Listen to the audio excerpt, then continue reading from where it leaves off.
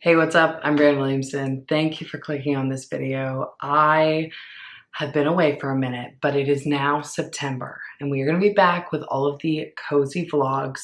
Why? Because I'm inspired. I was thinking about it, if I'm being honest. This actually might shock some of you. My favorite YouTuber to watch, I think I've said it on this channel before. My favorite YouTuber to watch is Molly May, who's like a UK fashion girly, okay? Does like lifestyle makeup, that whole thing, skincare. That is my favorite YouTuber, Molly May.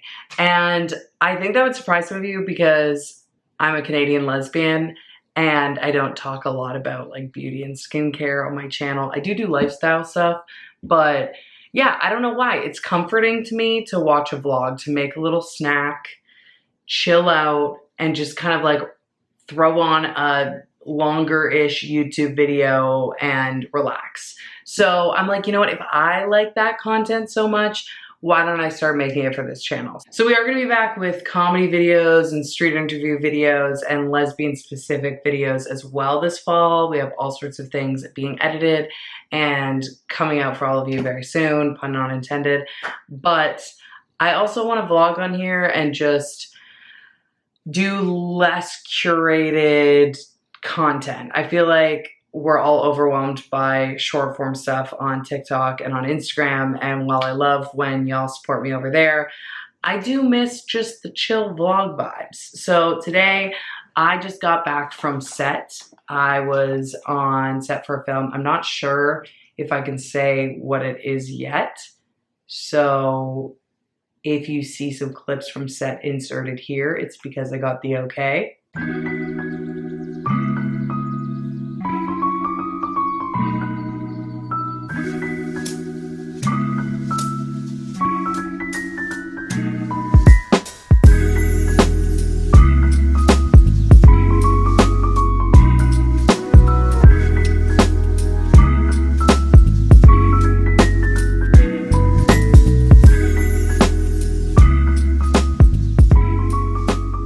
Got home and I thought I would do and unpack my set bag with me to start off this vlog. This is what I bring with me to almost every set I'm on. I am very lucky to have been doing more and more acting, more and more auditions, which I'm so grateful for.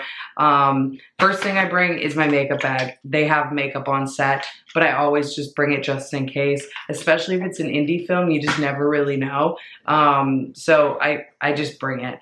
And sometimes they'll like ask you to do your own mascara and stuff too on indie. I don't know. I just bring it. And this is like toiletries, medication, you know, Tylenol, tampons, what else? Toothbrush, toothpaste, that kind of thing. So those bags are always ready for me when I travel, when I go on set, so it's really convenient just to be able to grab that. And then I obviously always bring a water bottle. This water bottle is so cute. It is from, what company is this from? This is from Okay to Rest, and it says emotional, I don't know if you can see this. See, I'm bad at this, I'm out of practice. It says emotion, can you see it? It says emotional support water bottle. I don't know if you can see it or not, but it's really cute. They have crafty on sets, so this is also ridiculous that I bring snacks and drinks, but I like what I like. And you never know what they're gonna have on set. They obviously provide you lunch or dinner on set, but in addition to that, they also have what's called crafty, which is like snacks, bubbly waters, pop, water bottles, chips, you know, whatever you can think of. But I just bring stuff just in case. So this is what I brought for snacks, which I didn't end up eating because the crafty was so good. So I will save this for a later time. But I have laid back snacks, wasabi mini peas. I guess I should figure out how to fucking do this since I'm doing an unboxing. Hello, hello.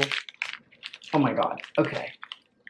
Okay, laid back snacks, wasabi mini peas. Those are delicious. I have the Smart Sweets. These happen to be the Barbie collab, and they are delicious. I just love Smart Sweets in general. I have the Poppy in classic soda flavor. I also have a traditional bison pemmican strip, which is beef jerky. This is done by an indigenous company called Mitso. I'm probably pronouncing that wrong, but I love these. I also brought one that's a Saskatoon berry with me, and I ate it because it's just so delicious. So even though I had tons of food on set, I just wanted it. And I brought a Diet Coke, and I obviously ate that. I also brought with me my sides for the day, which is whatever scenes we were doing. And then I have a little hairbrush, which is disgusting. Ew, don't look at that right now because it has hair in it. A pen. Ow!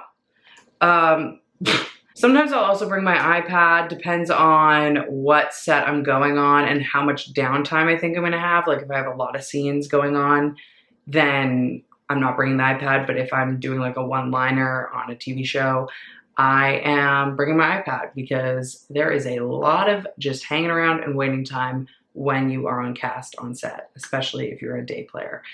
Day player just means you're on, I'm using a lot of jargon today. A day player is when you book a role on a TV show or a movie, but you're only there for that one day. So typically you're only in one scene. Most of the time it's a 1, 2, 3 line role. And yeah, a lot of people, myself included before I got into this, you underestimate how many people audition for those roles. Like when you're watching TV or film and there's a barista that says, here's your cappuccino or whatever the hell. Sometimes 1,000 people submitted for that role and maybe 100 people auditioned for that one line. Like it's insanely competitive. So there are no small roles out there truly. I know that's like a common phrase, but if you get booked, it's like hitting the lottery. Like lightning has struck down. You know what I'm saying? So that is my bag, and now I'm going to make dinner, which I will also involve you in because that's what we're doing this week. We're doing everything together. And like it or not, you're coming with me, okay? So I'll see you at dinner. Okay, so it's me literally 10 minutes later.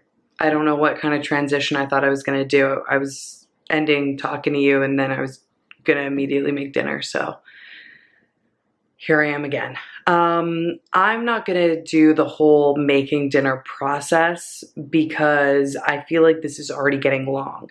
I like vlogs that are over 30 minutes. And because this is a trial period, please let me know in the comments if you like longer vlogs or shorter vlogs. I can't make them too short because then it's just a TikTok basically. But do you like 10 minutes? Do you like 20 minutes? Do you like 30 minutes? Do you like 30 minutes plus? I'm a 30 minutes plus girly, me and Molly May, okay? But you let me know what you're looking for because we're swinging back into this and I wanna give the people what they want because I've already been fucking talking so much and I wanna be able to share the rest of my week. And at this point, the week in my life is gonna be 3 hours long. It's gonna be a feature film with 2 parts, Wicked Part 1 and Wicked Part 2. But it's just Brienne's fucking boring ass week. These are the ingredients I have in my fridge, so I'm gonna use them. Mushrooms, lemon, some leftover broccoli, some zucchini. I'm gonna make that into like a sauce sort of situation with some pasta water, a little spaghetti, grill up a chicken breast, and that's that, okay? And then the rest of my night tonight, honestly, is probably going to be watching Molly May's newest vlog.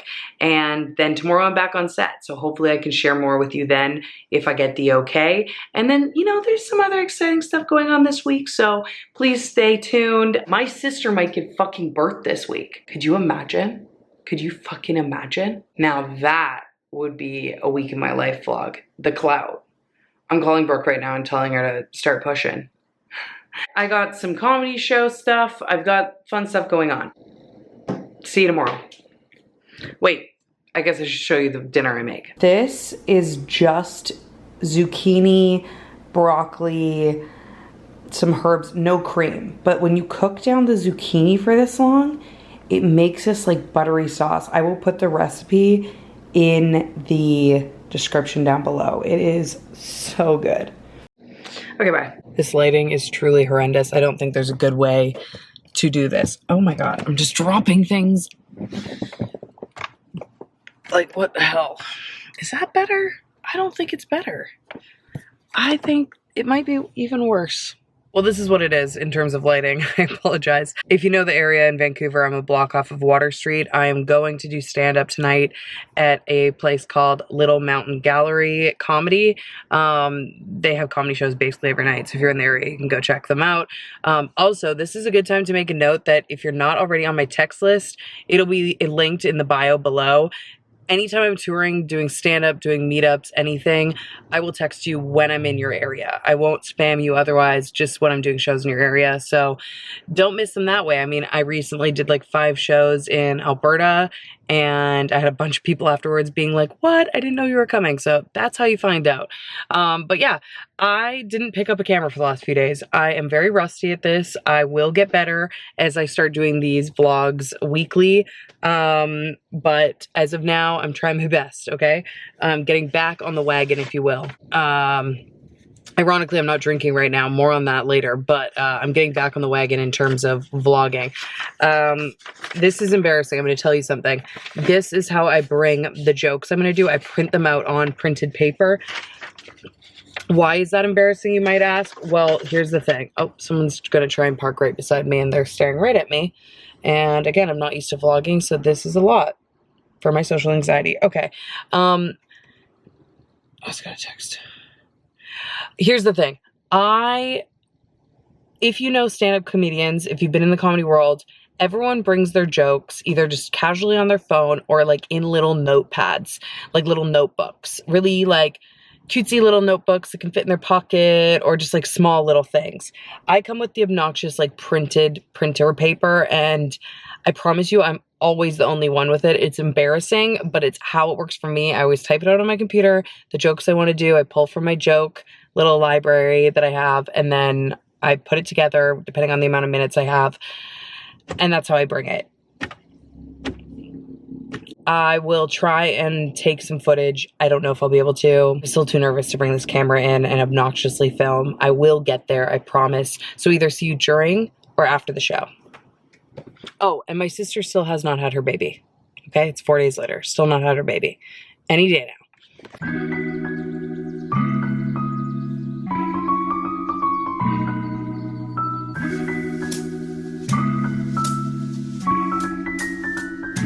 Hey, what's up? I'm back home. I went through the McDonald's drive-thru and got a a large Diet Coke. Please excuse the mess. These are Julia's birthday gifts that she has not put away yet, which is okay. It's totally fine. The theme of today is bad lighting. The theme of this whole vlog might be bad lighting, let's be real. Anyways, I bet some of y'all are wondering, did I do the stand-up show? I did. The situation was why they were thinking of potentially canceling it is, and this is just a funny reality, honestly. There were only 3 people that had bought tickets. It's just like, I feel like people see that I'm doing stand-up, and I've been really lucky to be doing stand-up in like big theaters, sold out venues, hundreds of people, opening for, you know, friends of mine, which is super exciting. But the reality is a lot of the shows that you do are very, very small. Weekday shows, late night shows. Sometimes it's a full house, which in some of these smaller rooms is like 50 to 100 people. And sometimes it's 3 people bought a ticket. And that was the reality of tonight. And some of you might be thinking, well, did you not tell your followers about the show? Here's the thing. I'm trying really hard to do shows where I don't have fans in the crowd. And what I mean by fans is just anyone who follows me, anyone who already knows me, already gets my sense of humor. Maybe they listen to my podcast, maybe they follow me on social media, because there's a certain bias there, right? Like when I do a room or do a show where, first of all, I know most of the people are predominantly queer, because it's either a queer show or I've, you know, put it out there to my followers to come and watch, or the person I'm opening for is queer and kind of well known as doing lesbian comedy, whatever it might be. it's more likely that jokes are gonna land, right? When your audience is your exact niche. There's also the factor where if someone knows me and they like my content enough, they're probably also gonna like my sense of humor, like my jokes on stage. So there's a certain bias there, right? Which obviously makes things more comfy, and it obviously would make me feel more comfortable all the time if I always talked about shows that I'm doing online, shows that I have coming up online, and kind of like, you know, stack the deck in my favor, if you will, with people that I know are gonna be down to listen to my comedy. But that doesn't teach me to be a great comedian. So most of the comedy that I have been doing for the last year, it's drop-in shows where I show up, I do a 5-minute set. 99% of the time, no one in the audience knows who I am, has seen any of my content before, and a lot of the time, no one there is a lesbian or queer. I mean, especially in some of these smaller shows. So is that scary? Yes. It's way scarier. But I want to get good at what I'm doing in a way that it's good even if you had no idea who I was. And then I send out the bigger shows to my text list. So a couple months ago I did a show in Vancouver where I knew I was going to be doing a longer set, and yeah, I sent it out to my text list. So many of you showed up. It was sold out. It was amazing. And obviously it was a super fun show. So fun to meet so many of you, see your faces, and like loved the support. But I also, you know, want to grind a little bit and pay my dues and figure out what works and doesn't work without that support in the crowd already. People might assume that it's scarier the more people you have in the audience. The opposite is true. Honestly, like a 500-person crowd that I've done before is way less scary than a 6-person crowd. Like the intimacy of looking out and seeing 6 specific humans and waiting to see if they will laugh at your jokes, like that is way too intimate. It is so vulnerable. When you have 500 people, it's like, think about it. If 10% of the audience thinks your joke is funny, then you have 50 people laughing. Like you feel like you're winning all the time. There is no room to hide when you're performing for an audience of 6 people, let me tell you that much. I think it went pretty well. Some of the jokes, I got big laughs. Some of the jokes, silence. But something I'm really proud of is, you know, even 6 months ago, if I had had silence on some of the jokes, that would have, I would have gone into panic mode. Like that would have been really tough for me. Just that moment on stage when you hear nothing back and it's crickets, it would have like, whoa, you know, sent me into a bit of a spiral. But now it's like nothing. It's like you just move through the silence. So I see growth there for myself, and I'm proud of myself for that. Now I'm going to consume this Diet Coke. Julia is coming home from work and we're gonna watch Big Brother. And that's about it for today. Hey, what's up? It is me. So last night, Julia and I went on a date to this Thai restaurant we've been wanting to try for a while. And then that was about it. I know that this vlog was a little shaky, very rough. I would give it a C if I were to grade this vlog. But you know what? I'm back, and that's all that matters. I've enjoyed making it, and next week is gonna be better. I'm gonna keep doing these, and I'm gonna get more used to picking up my camera and remembering to do that and vlogging, but I'm definitely rusty, so thanks for bearing with me. I hope you enjoyed it regardless. I hope it was just a nice, easy watch. Next week, I'm gonna be back with a pack with me for my Nashville trip, so I think that is gonna be good. I love watching pack with me's, and yeah. I'm also going to be doing some shopping for my Nashville trip, so I'll take you along with me for that. And yeah, I'm just looking forward to hanging out with y'all again in a more long form way, a more chill way here on this channel. If you enjoyed this, you're a saint. And I hope that you keep clicking on these and I see you in another one. Baby update before I go. Still no baby. My sister has not given birth yet, but you will definitely hear about it on one of these weekly vlogs when it happens. So thank y'all so much for watching. I love y'all so much. As always, I'm so happy to be back, and I'll see you on the next one.